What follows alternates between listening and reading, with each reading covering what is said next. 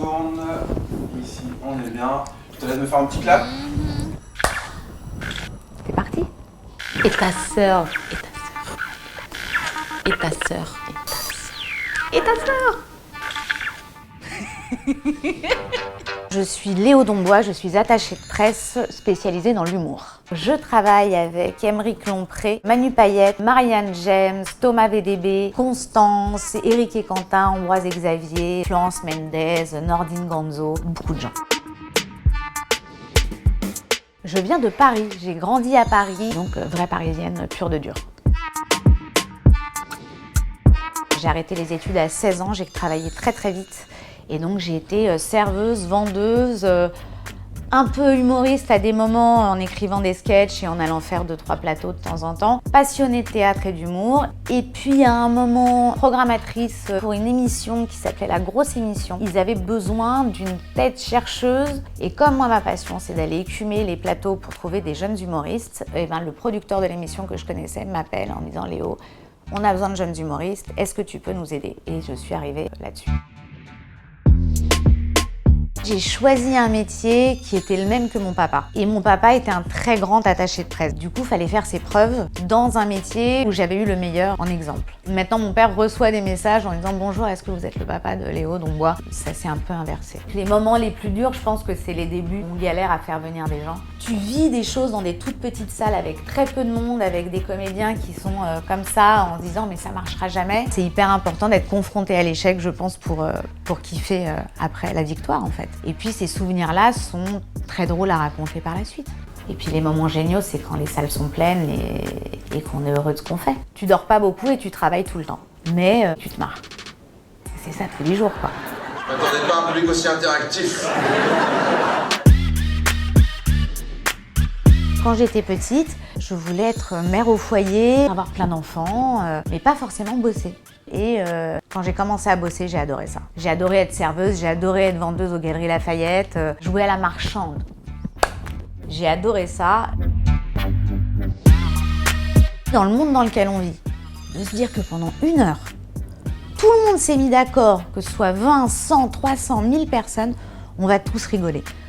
De me dire que je contribue un petit peu dans cette histoire à ce que les gens rigolent, ouais, je m'accroche à ça, à ce que les gens passent un bon moment. Ça va? Oui! Ça va? Oui! Est-ce que ça va? Oui! Ça va? Ça va ou pas? J'ai rien entendu? Vous avez envie de rigoler? Surtout de ne pas avoir peur.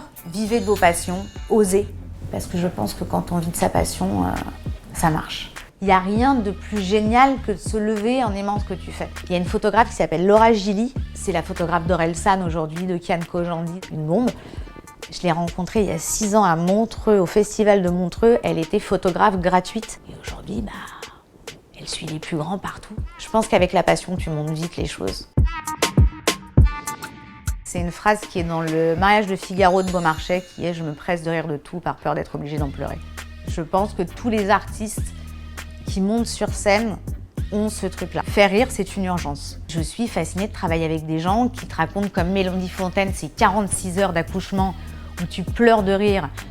Mais je pense pas que ça a été un moment Nutella à vivre. L'accouchement a duré 46 heures.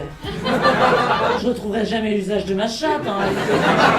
Aymeric fait un spectacle YOLO sur le mal logement, sur les SDF. C'est important d'en parler et c'est bien d'en parler avec humour. Rigolez! Alors je dirais The Boss des Braxtons.